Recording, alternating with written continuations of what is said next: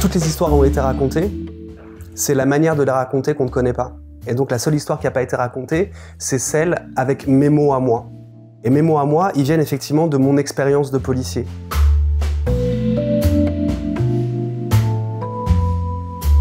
I tuoi romanzi hanno grande successo in Francia e nel resto del mondo. Come riesci a gestire la pressione? Dato che sei un ex poliziotto, usi delle tecniche particolari?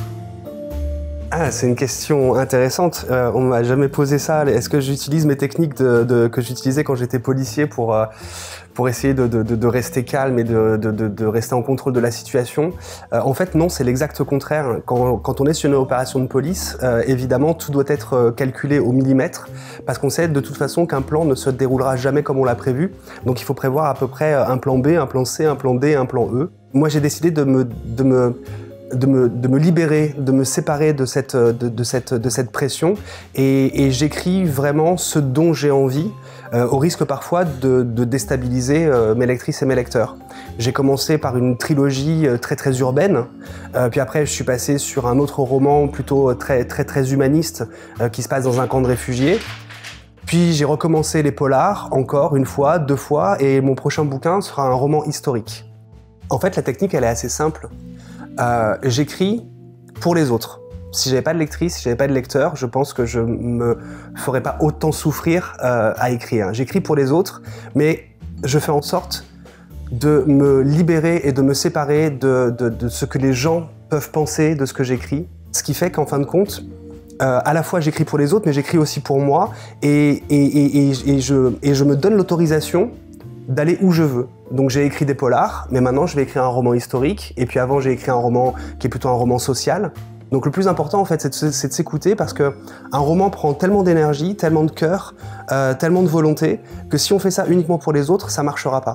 Donc voilà comment moi je réussis à me séparer de la possible attente que pourraient avoir mes lectrices et mes lecteurs. Je fais en sorte de faire ce que j'aime et d'oublier le regard des autres, parce que le regard des autres c'est ce qu'il y a de plus lourd, c'est ce qu'il y a de plus pesant, et c'est ce qu'il y a de plus paralysant dans la vie. En fait, le regard de l'autre, c'est le regard qui juge, c'est le regard qui empêche, c'est le regard qui freine, c'est le regard qui nous fait dire est-ce que j'ai envie de le faire? Oui, mais quelle va être l'opinion de l'autre? Et si on pense tout le temps comme ça, avec le regard de l'autre posé sur nos épaules, eh bien c'est la meilleure manière pour ne jamais rien faire. Donc, c'est comme à la piscine, au dernier plongeoir, on ferme les yeux, on fait un pas en avant et on se laisse tomber parce qu'il faut de toute façon oser sans se dire mais qu'est-ce que les autres vont penser de moi. Il tuo passato nella polizia, quanto ti lega con i tuoi personaggi? E cosa intendi quando nel tuo ultimo romanzo parli di un diverso approccio tra i poliziotti delle vittime e quelli degli assassini? Je suis un flic de terrain, je suis un flic donc d'enquête et le vocabulaire et les émotions, je n'ai rien inventé. Tout ça, je suis allé le puiser dans mon expérience. Et ce qui est assez intéressant, c'est que, en fin de compte, on pense qu'on parle à des lecteurs et à des lectrices à qui on va faire découvrir des choses. Mais quand moi j'écris un roman policier, ça me prend 2 ans. Et pendant ce temps-là, les lecteurs et les lectrices, eux, ils ont lu 10, 15, 20 romans policiers. Ce qui est assez amusant, c'est qu'on écrit des romans policiers pour des gens qui connaissent encore mieux le sujet que nous-mêmes. Sur la deuxième partie de la question, sur la citation du roman, en fin de compte, ça pourrait sembler être la même chose puisque à la fin, on arrête l'assassin, on arrête l'agresseur, on arrête le criminel. Mais c'est la manière de réfléchir ce métier qui est différente.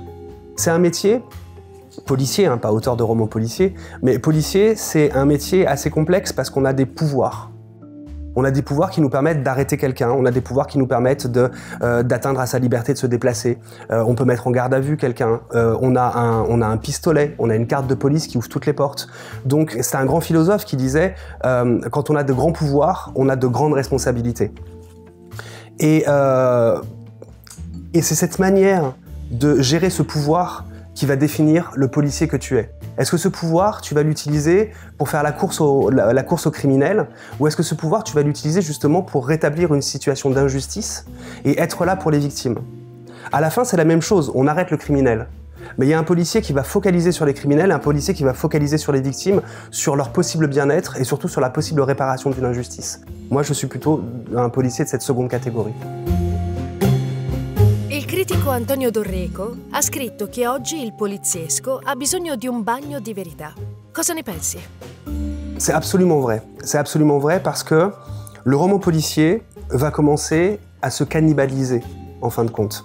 C'est-à-dire qu'on raconte toujours la même histoire. Il y a un assassin, il y a un flic, et à la fin, le flic arrête l'assassin.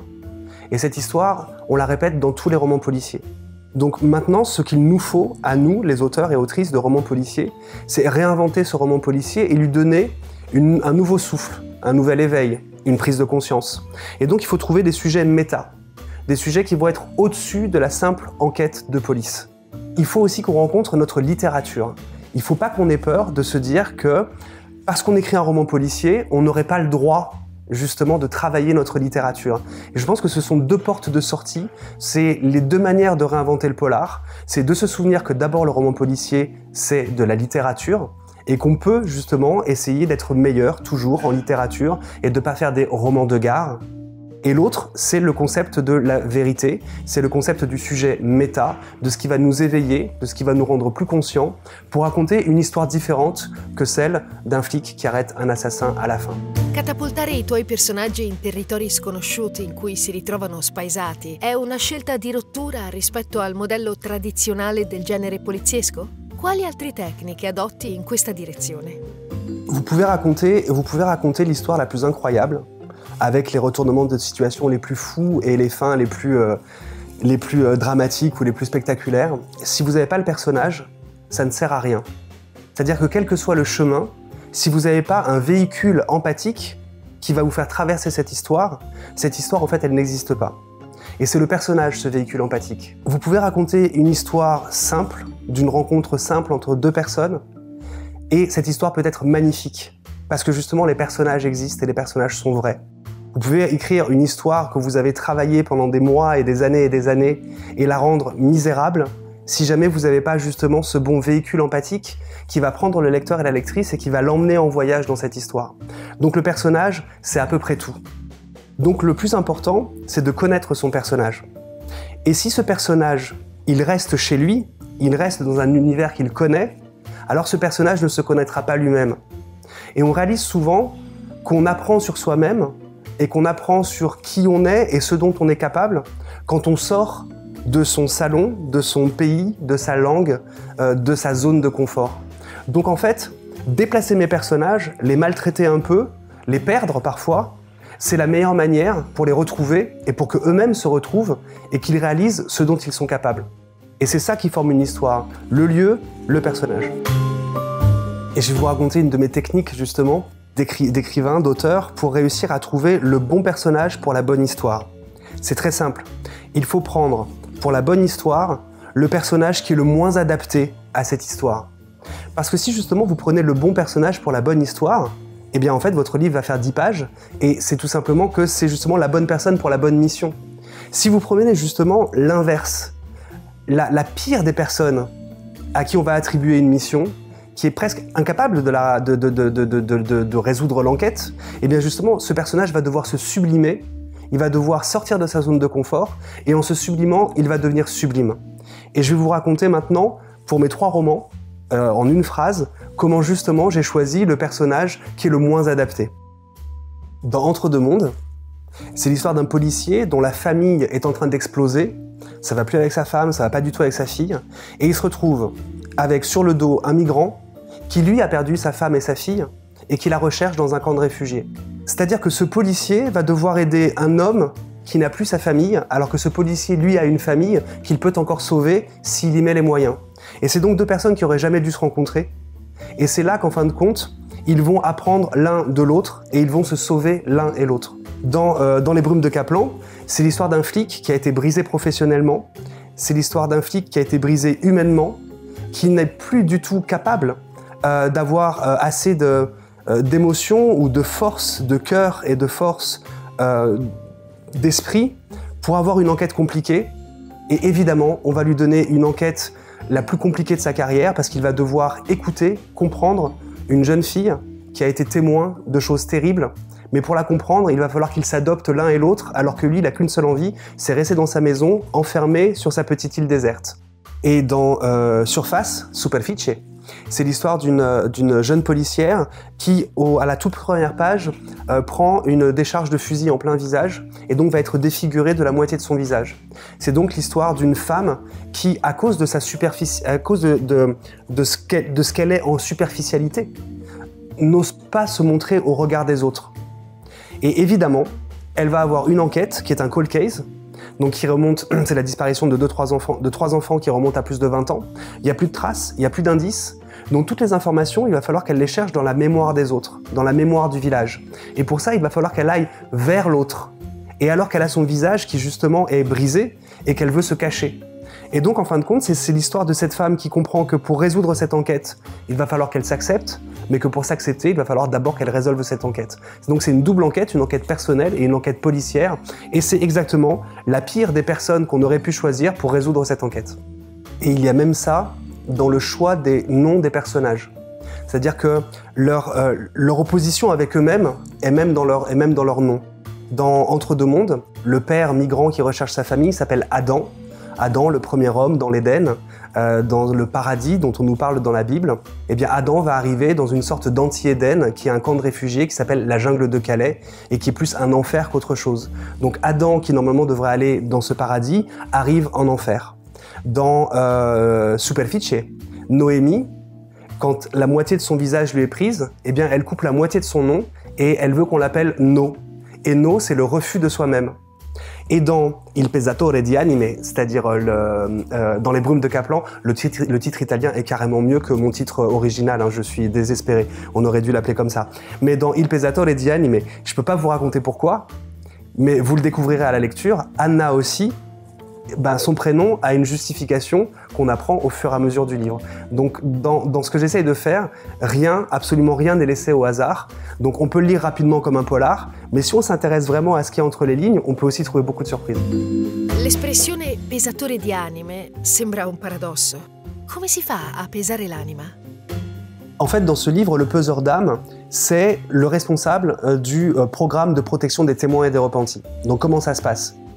Un repenti, c'est bien, mais il faut qu'il se repente. C'est-à-dire qu'on veut bien le protéger, on veut bien lui donner une nouvelle identité, une nouvelle adresse quelque part sur la planète, mais il va falloir qu'il nous donne les informations nécessaires à faire tomber son organisation criminelle, l'organisation criminelle de laquelle il vient. Et donc, avant de lui donner une nouvelle identité, une nouvelle adresse, il va passer du temps avec un policier dans une maison ultra surveillée, ultra protégée, et ce policier va lui prendre toutes les informations nécessaires à faire tomber le mal de son organisation criminelle. Donc il va peser son âme. Il va savoir si oui ou non cet homme est prêt à être pardonné, cet homme est prêt à se repentir. Donc ça peut paraître un peu biblique et un peu religieux, le peseur d'âme, mais je le transforme en quelque chose de beaucoup plus concret. C'est est-ce qu'on va aider cet homme ou est-ce qu'on va justement le remettre de là où on l'a interpellé. Et malheureusement, pour un repenti, si jamais il est interpellé par la police et qu'il ne donne pas assez d'informations, on le remet exactement dans son milieu criminel et malheureusement, les autres savent. Et donc, il a l'espérance de vie d'un bébé sur l'autoroute. All'inizio del libro, in una nota, spieghi ai lettori un fatto di cronaca, le inchieste sui criptofonini. Perché hai fatto questa scelta? Je pense qu'aujourd'hui on est super vigilant et qu'on pense que justement on est dans une ère de surinformation qui n'est que de la désinformation et qui mène souvent parfois à des idées de complotisme ou de fake news. Et parce que les lectrices et les lecteurs me font l'honneur de passer 2 heures, 4 heures, 6 heures avec mon roman dans une société où on a souvent même pas 3 ou 4 minutes pour appeler ce qu'on aime, eh bien, je me force et je m'oblige à ne raconter que des choses qui ont vraiment existé. La société, l'humanité est tellement riche de toutes ces folies, de tous ces drames, qu'inventer me paraît totalement superfétatoire. Quelle est la nécessité d'inventer quand en face de nous, on a absolument tous les ingrédients pour raconter des histoires. Par exemple, on va faire un jeu avec ceux qui nous regardent. Vous prenez une feuille de papier, vous prenez un stylo et vous écrivez la chose la plus incroyable, la plus perverse, la plus dramatique, la plus folle, la plus violente à laquelle vous pouvez penser. Et puis après, vous le tapez sur Google et vous regardez le nombre de personnes qui, 1, y ont déjà pensé avant vous et 2, même ceux qui l'ont déjà fait. C'est-à-dire que mon intérêt dans la vérité est celle de pouvoir dire au lecteur, tout ce que vous allez lire dans mon livre, vous pouvez le réutiliser dans une conversation, sans parler de mon livre obligatoirement, parce que tout ce que vous allez lire est tiré d'histoires vraies. Et dans Le Peseur d'âme, il y a toute une explication à propos des téléphones cryptés et de comment, à un moment donné, dans la société française, on a réalisé que les criminels, que la criminalité organisée avait ouvert son propre réseau téléphonique et que c'est pour ça qu'en fait on n'arrivait plus à les arrêter, c'est parce qu'ils s'étaient ouvert leur propre télécom avec des téléphones cryptés avec qui ils pouvaient échanger entre eux, et ces téléphones ne pouvaient appeler que d'autres criminels. C'était une sorte de ligne privée de la criminalité française. Et donc on a fait une grande opération de police pour faire tomber justement cette histoire de téléphone crypté. Anche i dati sociologici citati nel libro sono reali? Per esempio, quando parli dell'elevato numero di vittime di incesto e di persone che vivono in solitudine, si tratta di dati reali? Oui, tout cela est travaillé, tout ça est travaillé. Il y a d'abord des recherches comme tout le monde, hein, en bibliothèque et sur Internet. Et moi, ce que je cherche en bibliothèque et sur Internet, c'est le nom des gens dont c'est la spécialisation. Et après, je les appelle, et après, je les rencontre. C'est-à-dire que quand j'aborde un sujet, la meilleure personne pour m'en parler et la meilleure personne pour m'apprendre ça, c'est la personne dont c'est le métier, dont c'est la spécialisation. Ce qui fait que ça m'offre une vie fabuleuse parce que je choisis un sujet pour un de mes romans et ce sujet va m'amener à rencontrer tout un tas de sachants, tout un tas de spécialistes qui vont m'amener vers cette vérité. Et cette vérité, après, je la partage avec mes lectrices et lecteurs. Et ce dont vous avez parlé, tous ces gens qui sont seuls, tous ces gens qui sont isolés, en fait, moi, c'est quelque chose dont je suis totalement amoureux. Je suis amoureux des invisibles, je suis amoureux des laissés pour compte, je suis amoureux des gens dont on ne parle pas, parce que je pense que ce sont ceux qui ont les histoires les plus fortes. Et je suis assez peu enclin et assez peu fan de me diriger vers les héros, de me diriger vers ce genre de personnes. Non, moi, ce qui m'intéresse sont les gens qui sont dans l'ombre, parce que ce sont les gens les plus riches. Per uno dei tuoi libri sei stato a Calais e hai toccato con mano la situazione dei profughi. Cosa pensi che si possa fare per restituire un senso alla parola umanità? Aujourd'hui, on n'est pas capable de gérer un mouvement migratoire d'environ 500 000 personnes par an en Europe. Donc c'est 0,00 quelque chose. C'est absolument rien. Demain, avec le réchauffement climatique, avec la montée des eaux, ce sont toutes les côtes de l'Afrique qui vont être inondées.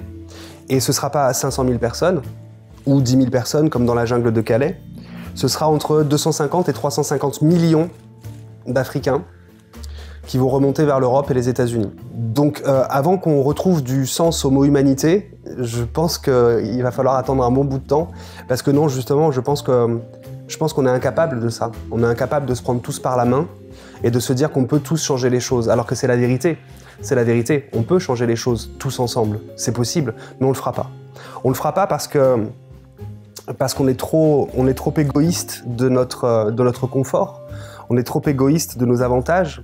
Ce qui fait qu'il y a l'Europe et l'Amérique et quelques autres parties du monde qui profitent du reste de la moitié du monde. C'est une sorte d'esclavagisme, mais sans l'être. C'est-à-dire qu'on va profiter jusqu'à la mort de la planète, écologiquement, et on va profiter jusqu'à la mort des hommes pour garder ce petit confort qu'on a, parce qu'on est absolument incapable de faire demi-tour. Donc, vous avez Raymond Chandler, qui est un de mes auteurs préférés, et quelqu'un qui a créé un personnage qui s'appelle Philippe Marlowe. Et Philippe Marlowe, il est désespéré du monde. Il est désespéré des autres. Et pourtant, à chaque livre, il va croire en une personne. Parce qu'il reste un peu d'humanité, il reste un peu d'idéalisme en lui. Je pense que c'est peut-être ça qui peut nous sauver. Essayez encore de croire un tout petit peu à l'autre. Si vous demandez à l'être humain, peut-être qu'il y a encore une chance. Si vous demandez aux flics, non, je pense pas qu'il y ait la moindre chance, et je pense que tout ça va terminer dans les larmes et le sang. Et bien, fonçons et avançons. Mais en tout cas, on va se prendre un mur, ça c'est certain. Una curiosità, vivi ancora in periferia? E se sì, perché? Ah oui. Oui, je vis toujours en banlieue. Alors je vous cache pas que je cherche une maison avec un jardin pour respirer un petit peu, parce que les grands immeubles, les cités et la violence qu'ils peuvent contenir, c'est quelque chose qui maintenant, aujourd'hui, à 47 ans, me donne envie de... Ouais, j'ai envie d'aller voir un peu ailleurs, j'ai envie de m'offrir un petit peu de chlorophylle et de calme. Mais c'est vrai que quand j'écris, eh bien j'ai besoin de toute cette énergie de la ville. J'ai besoin de toute cette énergie des belles choses, mais aussi de la violence. J'ai besoin de tout ça parce que quand je suis à la campagne, dans ma toute petite maison de campagne à côté de chez mes parents, eh bien il y a trop de verre, il y a trop d'espace, il y a trop de liberté et j'arrive pas à écrire ce que je veux écrire. Donc j'ai l'impression que j'ai besoin aussi de la ville, j'ai besoin aussi de cette tension, de cet énervement urbain pour pouvoir créer.